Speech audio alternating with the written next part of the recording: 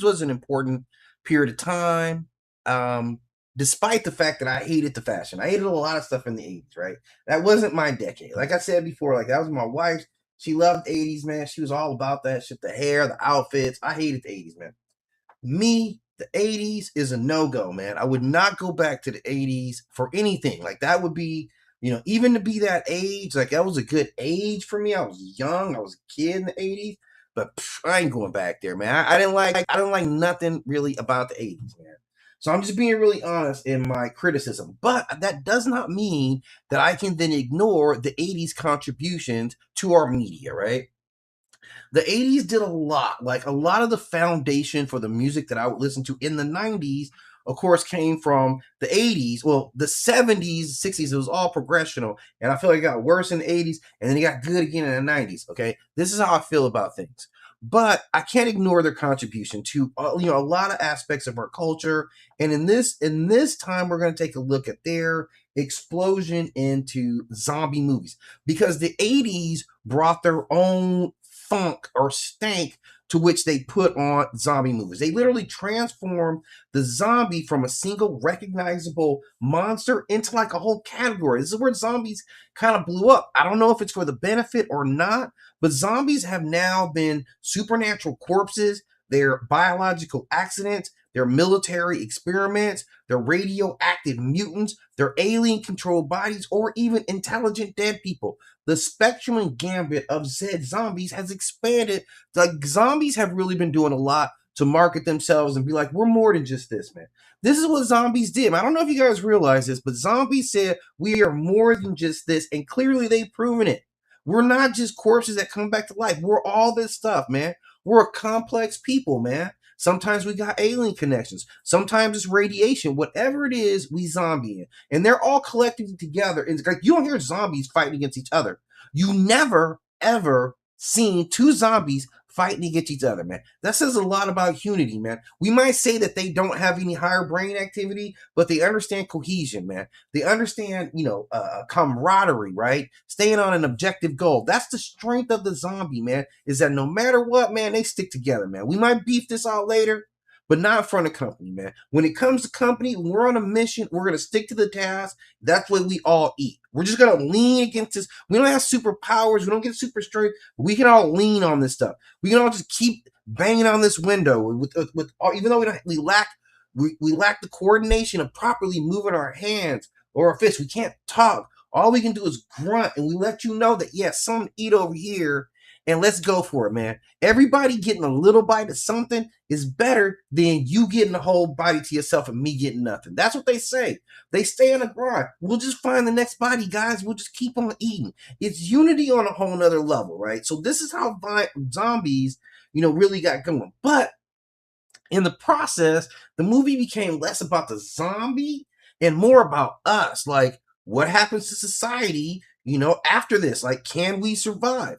So we go back to it, looking like George Romero's film, Night of the Living Dead, Dawn of the Dead. Like, this established, like, kind of the familiar, slow, kind of silent, flesh-eating zombies. Like, them fools wasn't ever going to catch me. You really had to be slipping to be caught by, like, you got to have a gang in, right? Like anybody's regular house, you get one or two zombies outside at the window, you're just gonna put your gun up to the window and just shoot him in the head. Like it's easy. We got how many guns we have. We're liberal. We're not even like gun-toting people. We have so many guns in this house. It's amazing, right? I'm just gonna be honest with you here, right? So this is back in the day. That kind of zombie was all right with me, man. I could deal with that kind of zombie, but these new zombies, man. I don't know why y'all even let them go this route, man. I don't even know why you got them come with the fast running zombie, man. The day we allowed that was the day we psychologically gave up on the principalities of surviving through this stuff, man. Sticking together, mankind overcoming zombie. Now you giving them everything, man. Well, what next thing? Now they have speed. They're fast, and it looks like not only are they fast, they don't get tired. We can be normal human running fast, but I'm gonna get tired after a little while. They don't even get tired. Why? Why are they magical and they get enhanced powers because you're now dead? Like, what the hell is wrong with you guys with that? Why do you envision everything is better than us, right? We're the worst things out there and everything deserves to eat us and chase us down. And that's what you guys are doing. Like now, zombies can talk. right? We realize this in the 8. Zombies can reason, they can remember stuff, they can use tools. What the hell? That's all our stuff. That's literally everything that we do. Now they doing, plus the undead, and they'll bite the shit out of you. And this is the whole thing. You don't even have to have powers if you're willing to bite me. I'm serious. If you're willing to bite me, I'm already in a very bad place because I don't want to get bit and I can't take getting bit. Even if I'm fighting against a regular person that's willing to bite, I got to handle this whole fight differently, man. This is now a different fight for me. Right? You know what I'm saying? Like even a child that's willing to bite you, I don't know how to handle a kid that wants to bite you, right? Like biting takes everything up a notch, man. You do not want to get bit, man, okay? Especially when your mouth looks like that. You don't want to get bit. So you already got some advantages over me in the fact that you're willing to bite and now you're dead. Both of those two things separately, you already got some strategic advantages over me, right? Like, cause if you're just dead, well, now you're scaring the hell out of me. This is going either I'm going to be really good at this fight or I'm going to panic and freeze, right? Like one way or the other. But you being dead is already a factor, maybe tilting the fight your way or bringing out the adrenaline in me. We don't know yet, right? But if you can bite, that's all you. So if you're dead and you can bite, I'm at a severe disadvantage, even if you can't run fast. But now they can reason, okay? And they make up zombies, or we can't come up with enough ways to make a zombie, right? Like literally, a zombie outbreak can be chemical, it can be radiation, it can be some alien parasites, it can be the military is doing some experiments right now at the Air Force Base not far from this house, or it could be some gateway to hell came open. It can be anything. Somebody read from the Necronomicon, right? Somebody had a scroll at their house, whatever. There's like 17 billion ways to get a zombie.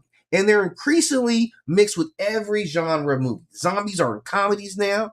Think about that. Zombies said, we got to do better. As zombies have opened up the zombie market.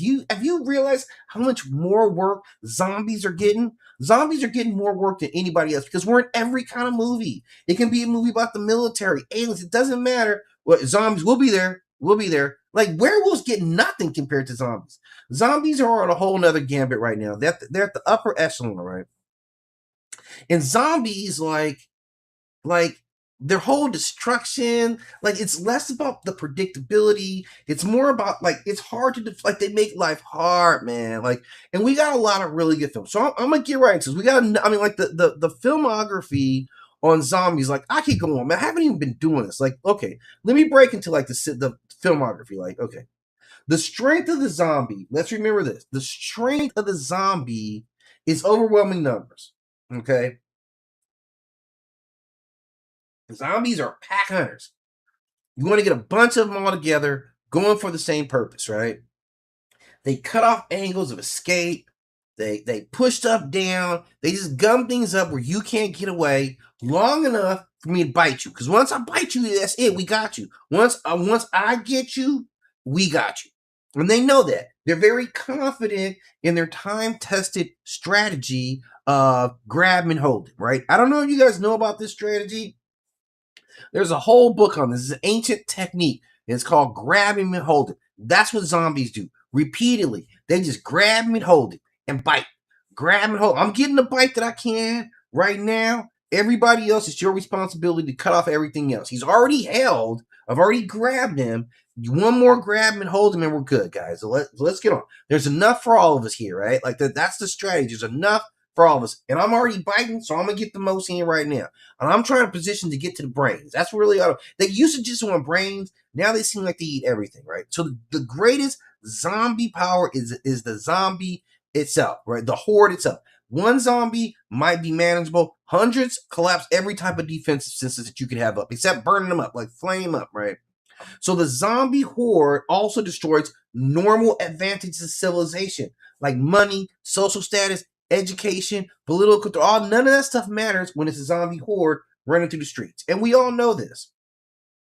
Now, the thing about zombies is I don't know why they don't get tired. Because zombies continue to attack despite we be shooting them, right? They got broken legs. They've been burnt up, like, because they died. Like, your body was already jacked up. They don't care. They don't care that my leg was broken already, and now I'm just walking around on the bone, right? And just like dragging it along, right? Zombies have no such restraint from pain, right? Zombies also don't get tired. I mentioned this earlier. These guys have amazing endurance, like forever. Why you can run forever, I don't know. It's the same body that we had, but now it doesn't get tired anymore. It got tired when I had it, right? Was I doing something wrong and you just got it and all of a sudden you're overclocking it? I don't understand that part, right? But the other advantage is zombies also don't get scared. They don't get discouraged. They don't get sympathetic. They can't be intimidated. You can't negotiate with them. Fuck that. About nothing. I don't care about nothing you said, man. I can't be bought. Zombies are pure in that they cannot be bought. You are not going to buy off a zombie horde, right? You might trick them and distract them with something else if they want, because they just want to eat. So if I'm getting something to eat, whatever, I'll go get him too. I'm going to try to get you later. So this is the thing. Zombies are a contagion. Like the contagion spreads. Like the zombie contagion, it's a scary contagion. Because 8 zombies can be 80 zombies in a minute. Sometimes they just gotta throw up on each other. I can't remember what I was watching last night. Oh yeah, it's called Cold Storage. Yeah, it's a relatively new flick. I can tell you Liam Neeson's in it. The dude that played Steve and Stranger Things is in it, right? And some very beautiful new coming actress. I can't remember her name, but kind of looks like Eva Longoria a little bit younger, like a young Eva Longoria, that kind of thing, right? And so they experience this zombie horde. It's from a military. It came from a virus, like a military virus or a military experiment that you get what I'm kind of saying. And they could just throw up on you, and if they threw up on you and it got on you, you was about to be a zombie too. That's how it worked. But it was cross species for them. It was also like they had deer that they had, bit up and all this stuff. So it was a lot going on.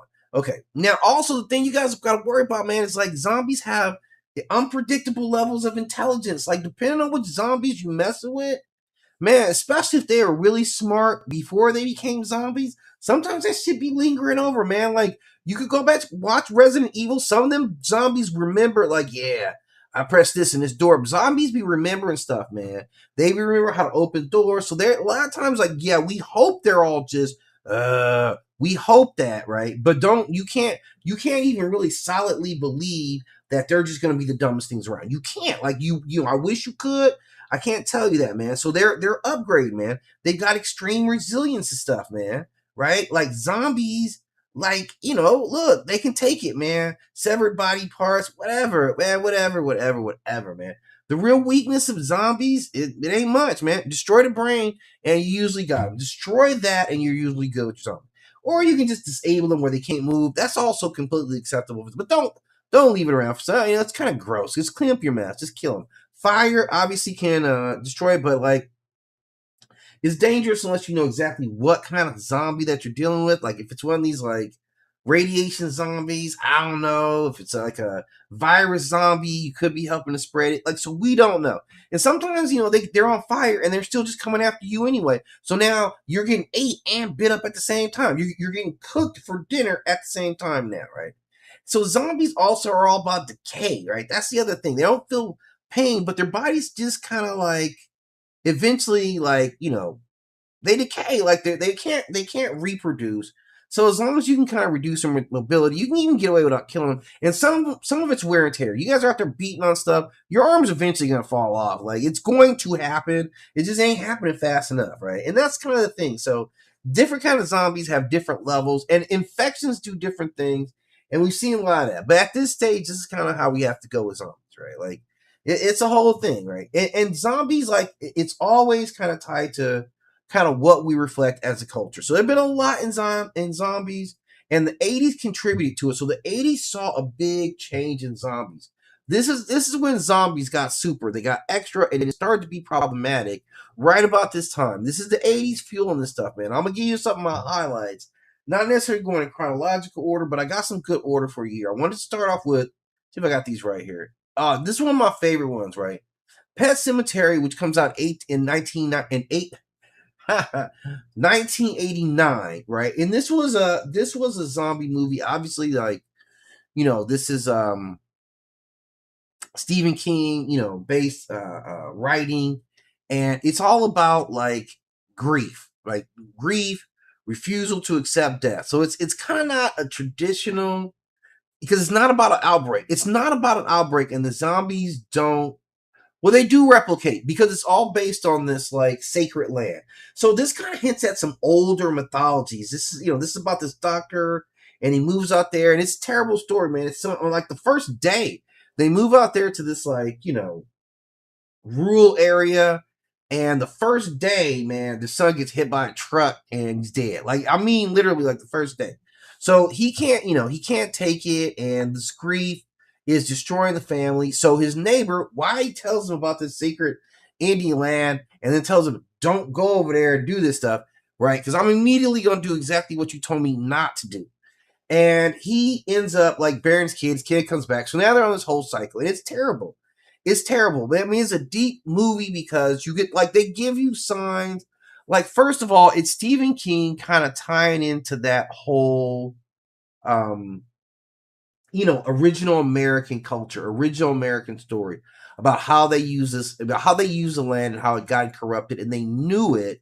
So they weren't, we're no longer using this land for that because they knew, what you put in the ground wasn't what you got back, right? So they were very open about this. So this is kind of a specific type of zombie, right? But the zombies would replicate because they would then kill somebody and they would put you in the ground, and then you would come back as a zombie too, so that they could continue to kick it with you because they still want to kick it with you, right? And that was an important thing for them. They weren't breaking up with you. They weren't ending the relationship. I'm just going to kill you, and then I'll bring you back to life so we can all kick it and nobody has to go to work, right? We just go around doing this all day. So this is essentially what the work. And they remembered everything. They knew who they lived at. Some of them could still drive cars. Like the kid knew how to open a door. They knew where things in the house were. So they were retaining. It was like you brought back the person that you loved, except the asshole version of them, right? Like the murderous version of your child came to get you, and they know everything. They remember everything you said yesterday, right? So yeah, daddy, they call you by your name while he's trying to get you. So it is kind of terrifying. It was our first look at this, and it's strong because it represents like a different synthesis to zombies. Like, let's remember, like, zombies come from voodoo tradition, right? And you notice by the time that we're here, we ain't talking about voodoo tradition at all. So I think, and, I'm going to look at a few movies, but this is kind of the first one I think that even kind of gets back to that, right? It's funny. Some people kind of say this isn't traditional. It's kind of as traditional as it. I mean, it's another interpretation culturally, but it's a lot closer to like OG zombie stories than what people think, especially to all the other stuff. It started off more like this, right? It was actually more like this. So a great flick. Like the next one, man, you guys are gonna love this one here. Wait, that's not anywhere. Where we at? Come on, come on. Is man, come on, Day of the Dead. Man, I got Day of the Dead. Hang on one sec.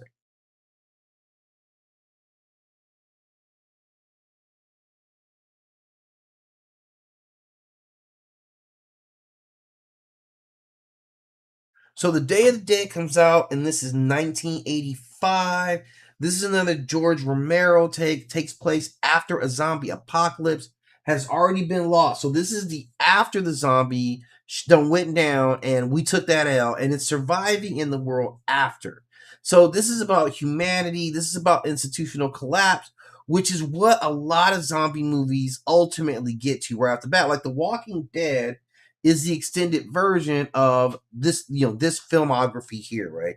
And it kind of gives you the evolution of zombies. So they show at this point, this is 85, they start to recognize familiar objects, basic language comprehension, emotional attachment, memory of like your former life kind of start surfacing at this. So they're a little bit more human in that response. But obviously they're still detached because like fucking zombies, man, they can't do it like we do.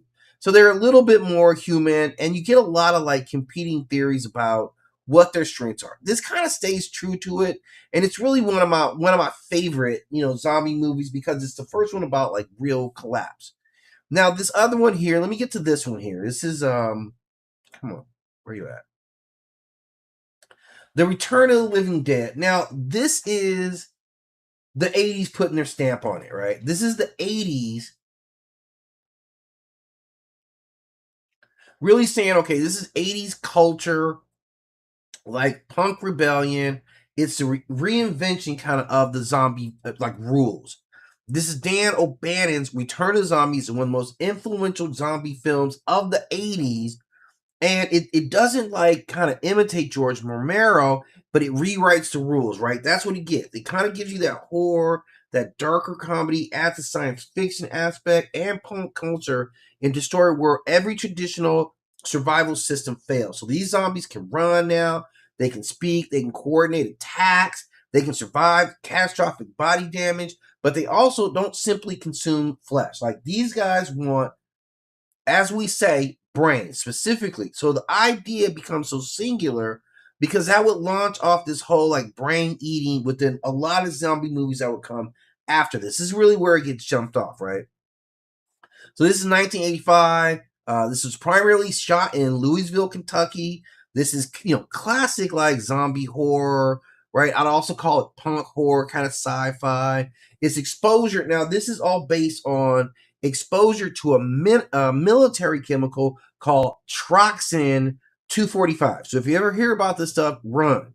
Now this main threat was that they were intelligent and they were nearly indestructible corpses. This was the good thing if you were the military. Now, the cultural contribution is that now we got talking zombies. I don't know if that's a good contribution or not. We have running zombies and association between zombies and brains. So that's really what came out of this movie.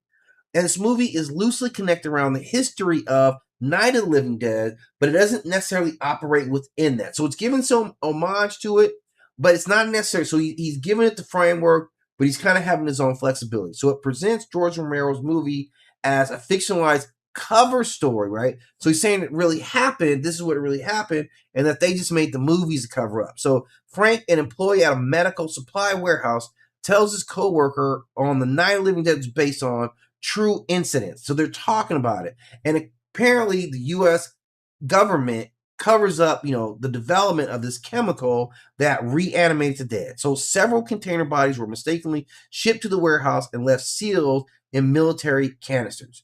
They shows him the canisters and Frank strikes it and the toxin gas is everywhere in the building. So immediately like it's on. And this is where it comes from. So this chemical reanimates the preserved cadaver and several other biological specimens, and now they inhale the gases themselves and they start transforming. So they literally, release it live and direct. And this is a reinvention of zombie rules because the way they get it, is obviously chemical. It's punk, so it's reflective of the culture. So they're way more aggressive, man. They reject all the rules. Like they can think. These zombies are intelligent. They have problem solving abilities. They can recognize objects. So they can speak. I mean, that's enough, right? They're not limited to being slow. They're not stumbling. They can pursue victims quickly, making escape far more difficult, right? So these guys are all about this, man. Burning them can make it worse. So this is where burning doesn't work because this gas actually contaminates the smoke in the air. So this resulting rain causes chemical damage. So fire cannot eliminate the contamination. It just redistributes it. So that's what's going on with that. Why they eat brains? It's very particular because it allows captured zombies to explain its hunger. The dead remain conscious enough to feel themselves decomposing.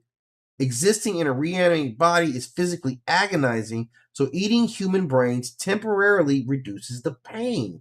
Wow, it's a tragic dimension that they use for comedy. Zombies are not simply hungry predators, they are trapped in decaying bodies, unable to die, and desperate for momentary relief.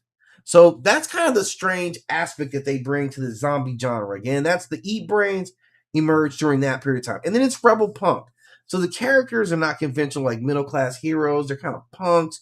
They're alienated from respectable society and often dismissive of the rules themselves. So that's kind of what you get. The clothing, the language, the music, the behavior. It's all 80s punk, man. It's all over this film in every single way. It's a 100% 80s film, right? And then you get like the whole kind of like death, like the fascination of death before the outbreak.